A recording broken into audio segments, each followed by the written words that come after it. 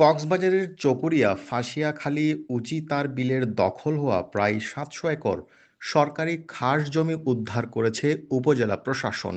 উদ্ধার হওয়া জমির আনুমানিক মূল্য ৪৬০ কোটি ৪৪ লাখ টাকা। মঙ্গলবার সকাল থেকে সন্ধ্যা পর্যন্ত চিরিঙ্গা ইউনিয়ন ভূমি সহকারী কর্মকর্তা মোহাম্মদ আবুল মনসুরের নেতৃত্বে অভিযান চালিয়ে বিশাল খাস জমিগুলো উদ্ধার করা হয়।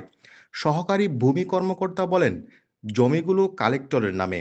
কালেক্টরের বিরুদ্ধে ১৯৯৮ সালে বন বিভাগ একটি মামলা করে। ওই মামলা বিজ্ঞ আদালত খারিজ করে দেন। ৫ই আগস্টে পট পরিবর্তনের পর বিভিন্ন গ্রুপ জমিগুলো দখল করেছে। মূলত দখলদারদের হাত থেকে জমি বাঁচাতে এই উদ্যোগ নিয়েছেন। বন বিভাগ এই জমি যেহেতু আমাদের কালেক্টরের নামে, বন বিভাগ আমাদের বিরুদ্ধে ৯৮ সালে একটা মামলা করছিল। ওই মামলাটা ২০০৪ সালে বিজ্ঞ আদালত খারিজ করে দেয়। পরবর্তীতে তারা ২০০৯ সালে এসে আবার একটা মামলা করে এই জমি দাবি করে। ওই মামলা বর্তমানে আদালতে চলমান অবস্থায় আছে।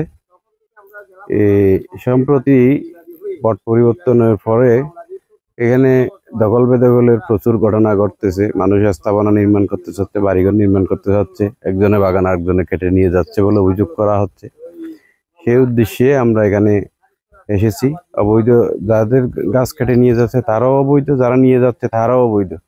এই অবৈধ দখলদারের উৎপাত থেকে বাঁচার জন্য আমরা মূলত সতর্কীকরণ সাইনবোর্ডগুলা সহকারী কমিশনার ভূমির নির্দেশে এখানে টাঙাইতে আসলাম আর কি।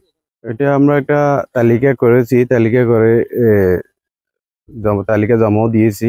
সরকারের একেবারে উচ্চ মহল থেকে আসছে, পার্টিলে যারা অবৈধভাবে বসবাস করতেছে তাদের একটা তালিকা, দীর্ঘ একটা তালিকা আমরা করেছি। তালিকায় ম্যাক্সিমাম জমি হইলেও এখানে একজন কালু হেডম্যানের ছেলে মোহাম্মদ হোসেন হেডম্যান আছে, সেই মূলত ঘরগুলা বসাইছিল। আরও বিভিন্ন রাজনৈতিক নেতৃবৃন্দ কিছু বসাইছিল। এগুলা ঘরগুলো এখনো আছে। এগুলা আমরা এখান থেকে যাওয়ার পরে রিপোর্ট করব। রিপোর্ট করার পরে সরকার যেটা সিদ্ধান্ত নেয়, যদি উচ্ছেদ করার থাকে উচ্ছেদ করবে। আমরা আপাতত ওই যে জমিগুলো খালি আছে ওগুলো যাতে রক্ষা হয় সেজন্য এই সাইনবোর্ডগুলা দিয়ে যাচ্ছে। এখানে এই ৬টা দাগ মিলে মোট ৭৩৫ একর জমি আছে জেলা প্রশাসন। এই দিন দুর্গম পাহাড়ি পথ পাড়ি দিয়ে ৭০০ একর জমিতে সরকারি নির্দেশনা সহ প্রায় ১,০০০ সাইনবোর্ড টানানো হয়েছে, যাতে করে অবৈধ অনুপ্রবেশ না ঘটে। এসব জায়গায় দেখা যায় পাহাড় কেটে টিলার উপর অনেক স্থাপনা তৈরি করা হয়েছে।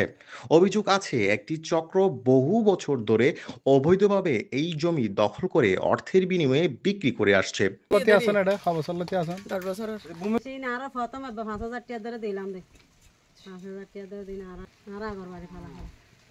পরে স্থানীয়দের খাস জমি দখল থেকে বিরত থাকার নির্দেশনা দেওয়া হয়। News desk, TTN।